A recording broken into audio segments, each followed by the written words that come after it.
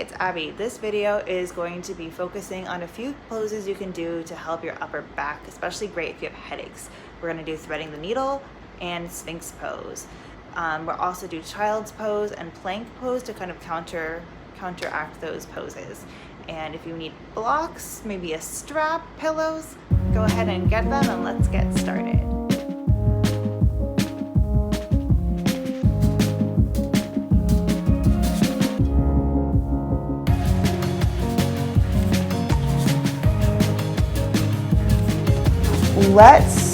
While we're thinking about tabletop, let's actually, from our kneeling position, let's go ahead and put your forearms down on the mat with the fingertips pointed forward.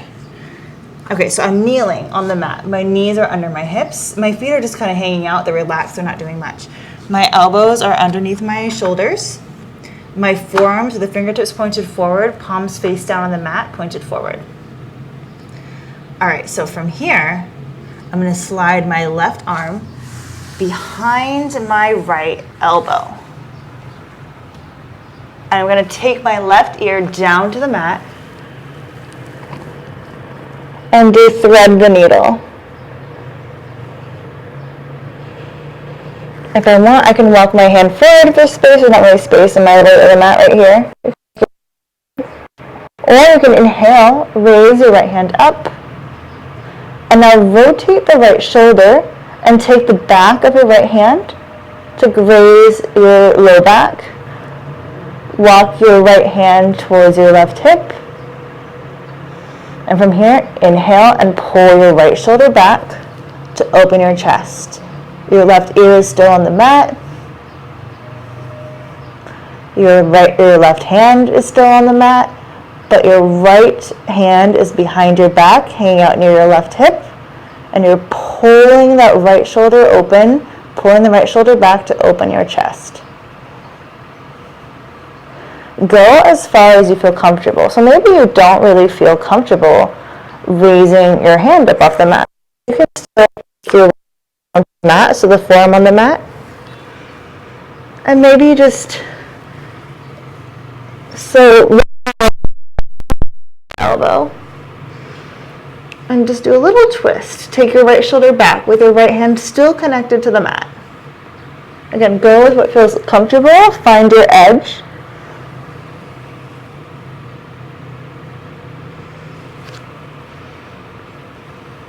So maybe your hand's on the mat, or maybe it's behind your back. Just try to relax into the posture. And then exhale and place your right hand back down on the mat. And take your left hand back down on the mat. Come back to that tabletop. In your tabletop, you want to focus your weight on your fingertips. You don't want to claw your hand. You don't want to make your hand round. You want your hand to be flat on the mat with the fingertips spread wide, pointed forward. And you're just going to focus on your fingertips.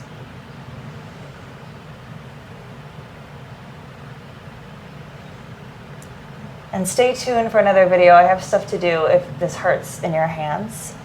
And now we're going to do thread the needle on the other side. So now we're going to inhale, take your right hand this time, walking the right hand behind your left hand, placing your right elbow down on the mat, roll your body towards the right, so that now you're laying on your right shoulder, right upper arm. The right arm is across your body to the left. Inhale and see if you can raise your left arm up. Roll the shoulder. See if you can put the back of your left hand close to your right hip. If that doesn't feel comfortable, hang on just a second. So if you feel good with your left hand behind your back, inhale as you move your left shoulder back. You're keeping your right ear still down on the mat, and you're rolling your left shoulder back. With each inhale, you can go a little bit more.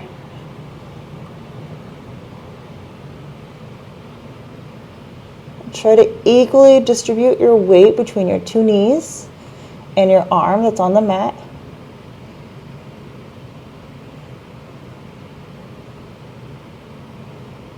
And if you don't like putting your arm behind your back, instead place your left arm on the mat in front of you, in line with your left shoulder. Inhale and raise your left elbow up, keeping your right shoulder connected with the mat and your left hand connected with the mat. Roll your left shoulder back just a little bit to feel the twist. If it doesn't feel good to put your left elbow up, just let your left elbow relax. Just find your best stretch in this pose.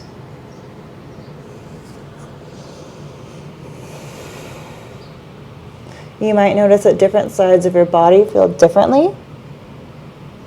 Remember to keep your knees and the weight evenly distributed. Easier said than done. And then when you're ready, come back to the mat with both hands. Hands are going to be under your shoulders. Fingertips are carrying most of the weight. Try to consciously focus, evenly dispersing your weight. And from here, you're going to slide your knees back. Walk your knees back. Take your forearms down to the mat. So now your elbows are underneath your shoulders, and you're going to walk your knees back just again. So now you're laying on your belly. Your elbows are under your shoulders. Fingertips are pointed forward. Your knees are close together.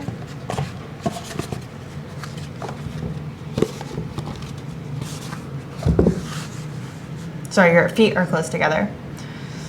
So this is the beginning of Sphinx pose. So you want to squeeze your glutes to protect your back.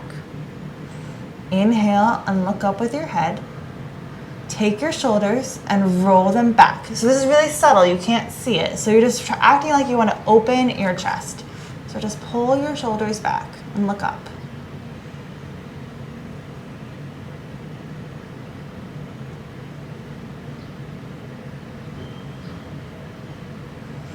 Inhale and look towards your feet. I'm twisting to the right, but it doesn't matter which direction you twist.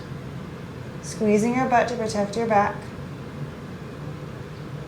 Exhale, come back to center with your head. So you're leading this movement with your head. Exhale, inhale. Exhale, we're going to twist to the other side to look at your feet. So as you twist, just lead with your head. You'll probably feel some sensations in your side body. You can really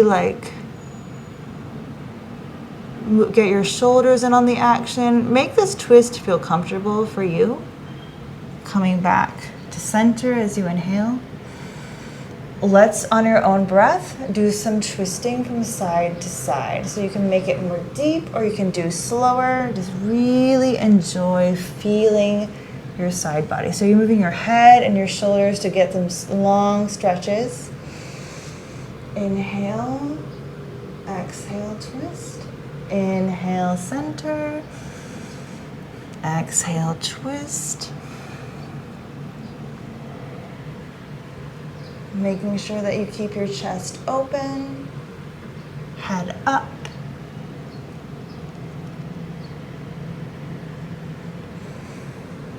Try to synchronize with your breath.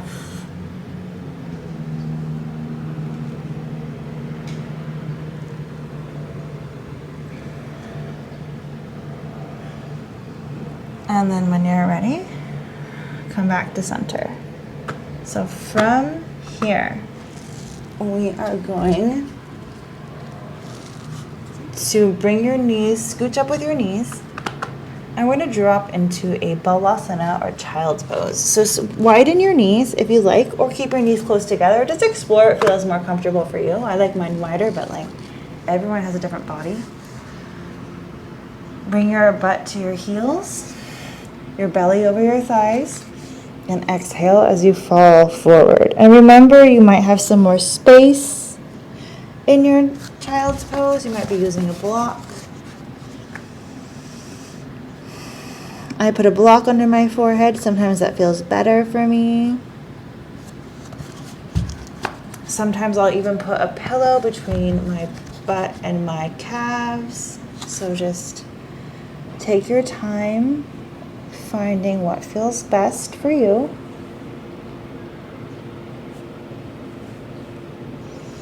Relax the area between your shoulders and your ears, and this should just be a posture that you can just relax into. So use blocks, use pillows, make it comfortable. Try to imagine your breath going all the way down your spine.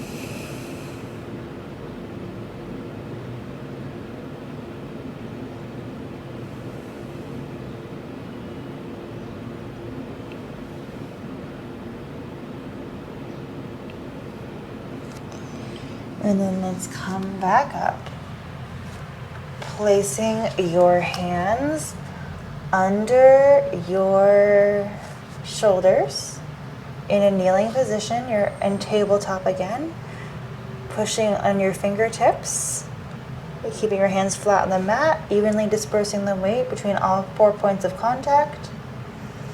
Head is straight.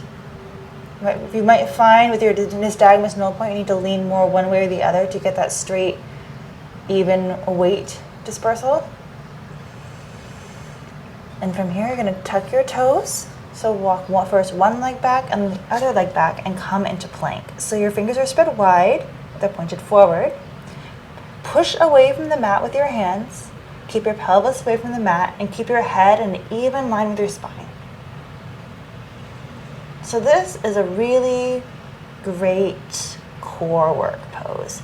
And then we can take it up a notch by placing first one forearm down on the mat with the elbow under the shoulder, and then the other forearm down on the mat with the elbows under the shoulder.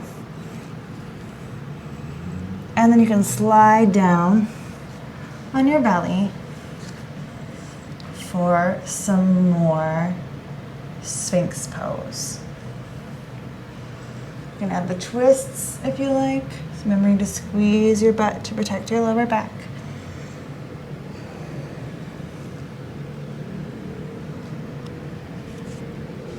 And you can try the cycle as much as you like. It gives a little stretch for your back. I'm coming into my child's pose now, walking my knees forward, sliding down with my belly over my thighs. As I exhale, I'm falling forward. Remember that your shape might not look the same as my shape, and doesn't mean your shape is wrong. It means you're doing what's safe for your body.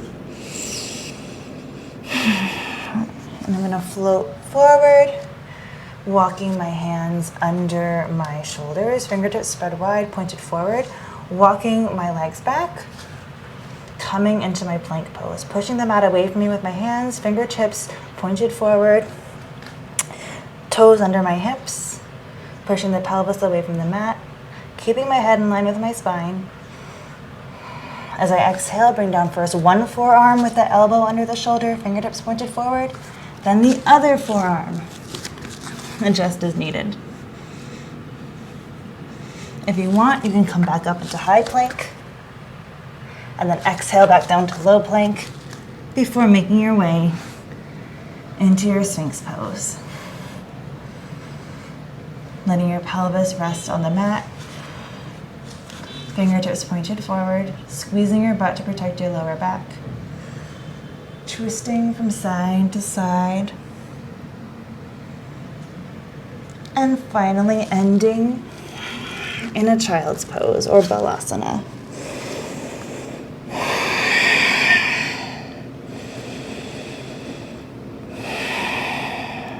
And as you do this, really concentrate on evenly dispersing your weight.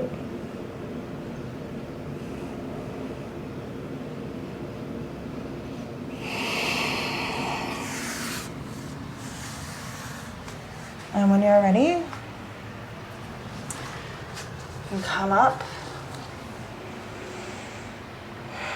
and go on to the next thing.